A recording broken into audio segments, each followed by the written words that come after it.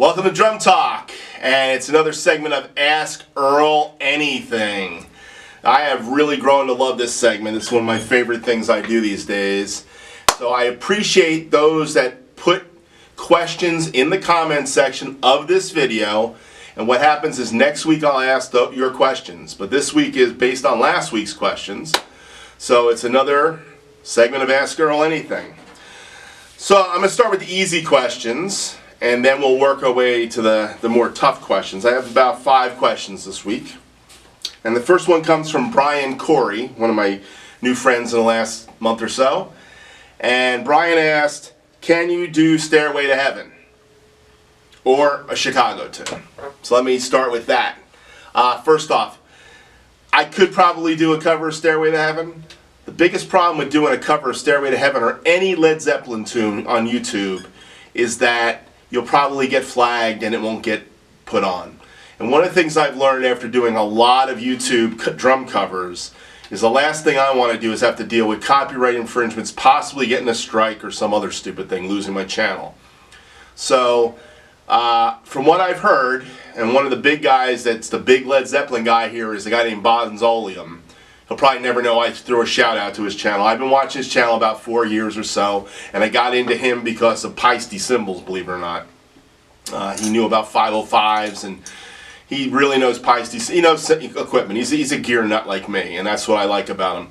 I'm not so much the bottom guy like he is. He's a bottom guy too. But I was watching one of his bottom videos, and he was talking about how all the bottom Led Zeppelin stuff gets flagged on YouTube. So doing Led Zeppelin is just basically walking into a trap that you're going to be disappointed and wasted a lot of hours of time editing and putting together your video. So at this point in time, I don't really want to do Stairway to Heaven just for that reason. As far as Chicago songs, I've actually got 3 Chicago songs on my site already. One is Beginnings. The second one is 25 or 64, which is actually the California Transit Authority version, the Danny Serafin's band version. And I also have the CTA version, California Transit Authority version of Introduction. So those videos I'll try to maybe put in my trailer at the end or in the cards segment, so you can find the link if you want to go to them and you can watch those Chicago videos, Brian. Okay? All right.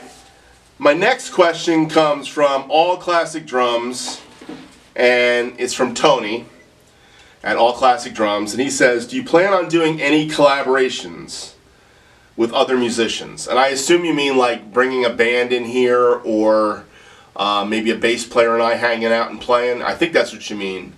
I actually have a good friend of mine. His name is Steve Matuku. Steve is from Africa, Kenya to be exact. We've played together on an album, and we've done sessions together, recording sessions together, and we played in church together. And I'm almost shouting out to him now. If he sometimes watches my videos, and this is kind of my shout out to him. Basically, Steve, let's get down here so we can do some bass and drum jams. I'm looking forward to doing that. But yeah, I want to bring some live musicians in here and play. You know, kind of do some jams. That's one of the things I want to do, Tony. That's a great question. The second part of the question that Tony asked is, how did you learn to play so dang good? Well, thank you for the compliment, Tony. I really do appreciate the compliment. Learning how to play good. Wow. Well, first off, I've been playing a long time. I think one of the things that it takes to learn how to be a good player takes years of playing. And I will have to attribute that to my wife not letting me stop playing when I was young. When I met her, I was just getting out of college. And I remember we just had a kid. Well, actually got married, we had a kid, and then we had another kid. So now we have 2 kids. And I'm starting to think, how am I going to make ends meet with this? And I was about ready to throw the whole music thing away, and she says to me, you can't stop playing music. You got to keep playing music. So my wife kept me in the game and didn't let me stop playing. She said I wouldn't be me if I wasn't playing music. We eventually had a band together too. Lucy wanted to be in the show. Lucy, you can't be in the show. I used to say that to her all the time. But one day I let Lucy into the show, and we had a great 15-year period from 1985 to about 2000 when we moved to Florida, where we would play gigs. We had a band for about 6 or 7 years, and then we played some extra gigs with friends together. We would do gigs together, and those were some of the most fun gigs we had with our friends John and Sandy Houston, and Al, the guitar player, or Dave Jones playing guitar, and we had a lot of fun doing gigs in New Jersey together. So my wife got in the show at one point, but she never let me stop playing. I would say the other reason why I've gotten it, it's years of time of playing that helps you to get good. I've always listened to a lot of music. I think listening to music is critical to growing as a musician, and listening to all kinds of music. Not only listening to what I like, but having to listen to music I didn't necessarily like. When I was in college, I was exposed to classical music. I was exposed to jazz music, big band, bebop jazz, fusion jazz, rock and roll, punk music. I mean, it went the gamut. Eventually hair bands and metal and grunge, and then punk came back again when my kids got into Weezer and Green Day and all that stuff, and eventually screamo music. And all those years I kept listening to music, hearing music, not being afraid to learn music and play music. So I think that has a lot to do with where my playing's at today. To be honest, I don't practice as much as I used to. Even though last year I did work a lot on my reading and some other chops, and I've started teaching lessons, so that keeps my chops up a little bit now. But I don't think my chops are anything what they were when I was 30 years old. 30 years old, I was whipping around the kit. But I didn't have maturity at 30 years old, so that didn't help me in a lot of cases where I was trying to put too much stuff in, trying to make my mark. I'll never forget a quote from Peter Erskine. It was Modern Drummer, I think 1987, and he was talking about all the records he'd played on. And what he hated about his playing, he said, was the fact that he remembers when he tried to go for something to leave that little mark. And he hated that. He hated the fact that he did that because he knew he didn't have to go for it. He just didn't have the maturity to just sit there and play what needed to be played. And as you get older in life, when you lose a lot of your chops, you learn how to sit in the pocket and play what's right for the song. You start listening to the music. You're more worried about the music. So I think what you hear in my playing is maturity, Tony, and that's only because I'm old. I'm not kidding about that one.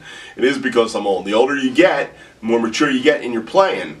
So your musical ideas start to come out differently. And I think that's kind of what you hear in my playing. You hear the maturity in my playing. Of course, I try to do more adventuresome stuff than a lot of guys on the drum cover world of YouTube. But it's only because I like to do challenging music and challenge myself and have the freedom to play. So, but I totally appreciate your compliment. That's a huge compliment, Tony, coming from you, and I thank you for that so much. I'm back. If the camera's a little different, it's only because I had to change the battery. That's how that works, isn't it? Now, coming to one of my most favorite questions that I get asked all the time, is why do I play with the butt end of the stick? This is a huge question. And the question comes from Skip Trace, my friend James, from, I believe it's Thailand. And James is American from Thailand. I'm pretty sure he's American because he has a great American, accent. But he lives in Thailand now. He's got this beautiful Rogers drum kit too. And I saw one of his videos about a year ago, and he was doing Chicago in Blood, Sweat, and Tears, which is my heart. I love Chicago in Blood, Sweat, and Tears, okay? I love jazz rock music. And anyhow, so that's where the question's coming from today. Sorry I sidetracked to Skip. Why do you use the butt end of the stick? Why not use a bigger stick? Well, I think the reason why I use the butt end of the stick is just habit now. Now it's become habit.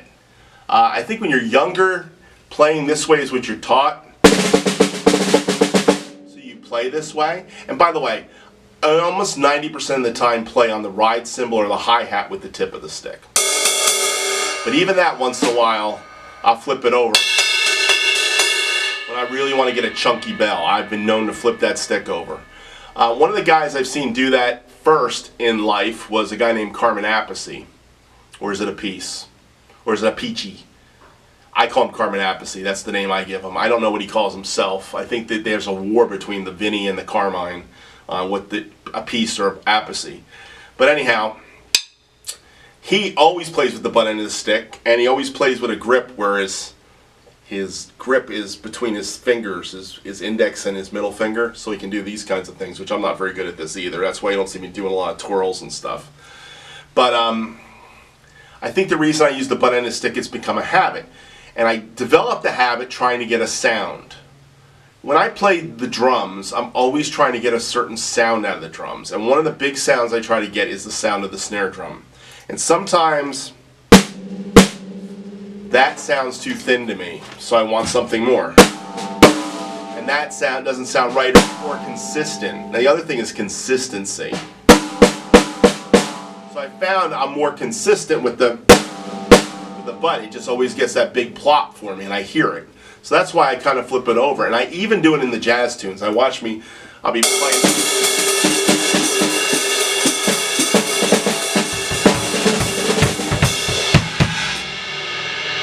I find that I flip the stick over. It becomes a habit. I actually feel more comfortable playing with the stick this way. I can play a closed roll that way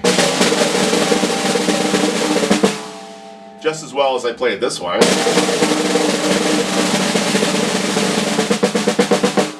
And I'm not in an orchestra where anybody's telling me I have to play it any other way, so I play the way I play. I find myself when I'm playing light on a gig, I still want to get that backbeat sound. So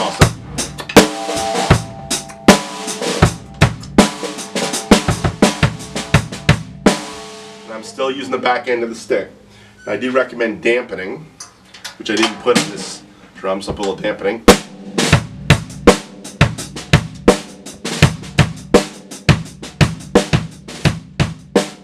But anyhow, it's all about my sound. And it's become my sound, and I'm comfortable playing with the butt end of the stick. And it doesn't matter if it's a jazz tune, or a rock tune, or a funk tune. I just feel comfortable playing that way, and that's why I play that way.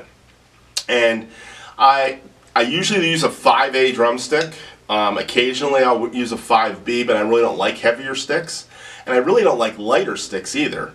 There was a drum cover I did a couple weeks ago called The Good Bait. And I was using a real thin pair of ProMark, some strange numbers like MJ-9 or something, jazz sticks. And they were Maple Jazz 9, I think that's what they were. Real little bead. And they were just so light, I didn't feel comfortable playing it. So the last drum cover I did, Jazz, I just released today. Today is Thursday, by the way, not Saturday. This probably will be released on a Saturday or Friday night. But the latest drum cover I just did, I tried it with Steve Gadd sticks. I have a pair of those. I tried it with another small ball stick, Peter Erskine stick, and I ended up playing it with 5A. So I really like the weight of a 5A stick, and I really like more weight on the front end of the left hand. And I think that's what I get when I put a 5A stick with the butt end going on the snare drum. It just feels right weight for me, and I get the right sounds out of it. So that's my rationale for using the butt end of the stick. Hope that satisfies what everybody's needs. If you're a purist, you can disagree with me. That's okay, you know. All right, and my last question comes from Aqua Anim. He asked a question last week. He said, who has influenced your playing and philosophy behind the set the most? Now, I have a whole series of influence videos. Guys like Jeff Porcaro, Danny Serafin, John Hammond from Nashville, Hal Blaine, Jim Gordon. I mean, there's so many studio guys that have influenced my playing. There's so many great drummers that have influenced my playing. So it's hard for me to say that all the greats didn't have an influence. But let me say this way, as far as philosophy of the drums, my drumming philosophy is to learn as much music as possible and not to be afraid to play any type of music. So give it a shot. I'm not a Latin player. I don't play samba like some guy that came from Brazil. I wish I did play like those guys, but I don't. I mean, I've listened to Brazilian guys like Airto. Airto is an amazing drum set player. Forget about his percussion.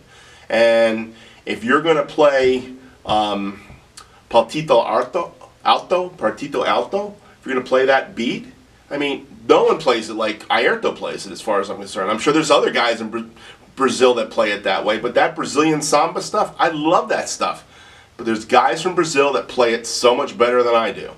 But I think you got to try to do different types of music to learn and grow. And that philosophy of learning how to play all styles of music started young. My earliest teacher that I had, that I respected the most, a guy named Scott Hazen, is one of the reasons why I play all styles of music. He told me if you want to play gigs, you got to play all styles of music. I got to college and I studied with a guy named Nick Serrato. And Nick Serrato taught me you got to be exposed to all styles of music. You got to play all styles of music. You got to learn how to play all styles of music. Music is music is music, but you got to learn how to play all styles of music. So I was taught not to play one style, play all styles of music. And the teachers I studied with always were giving me ideas on how to play all styles of music. Then when I got into the working world, I realized if I wanted to play wedding gigs, club date gigs, which by the way paid a lot better than playing in some club, rock club, some smoky rock club. So I was making $250 playing a wedding versus the guy that was playing Friday, Saturday night making $100, $50 a night in some rock club back in the 80s. I chose to do the wedding thing. To play wedding gigs, you had to play all styles of music. You had to know what a rumba was, what a cha-cha was, what a, I just blanked out, disco, funk, whatever, rock stuff. I actually dance. My wife and I dance a little bit, and there's a dance, oh gosh. I'm going to have to cut this because I can't remember the dance. It's driving me crazy. But there's all kinds of dances, okay? And there's one that's based on swing. Boy, oh boy, why am I blanking on it? This goes with age too. Another thing your mind goes, forget about it. Anyhow, learning all styles of music. It's called foxtrot. I knew I'd remember it. Foxtrot. I mean, foxtrot's a certain beat, you know?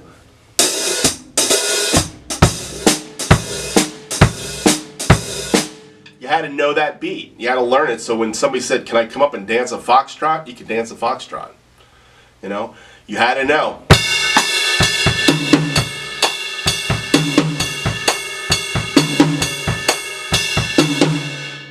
You know? You had to know you cha-cha-cha.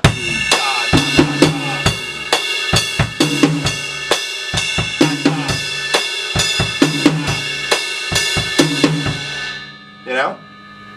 You could listen to Santana and learn a cha-cha too that way if you want to listen to Ove Como Va. I mean, you could definitely learn how to play a cha-cha that way. Anyhow, so my philosophy of drumming comes from the fact that I wanted to learn all styles of music. My teachers influenced me, and of course the great drummers like Danny Serafin, Jeff Porcaro, Hal Blaine, Steve Gadd. All these guys can play everything. All right? Anyhow, thank you for watching Drum Talk. I think I'm running it right to the edge right here. Leave your questions for next week. And I look forward to the next Ask Earl Anything. God bless.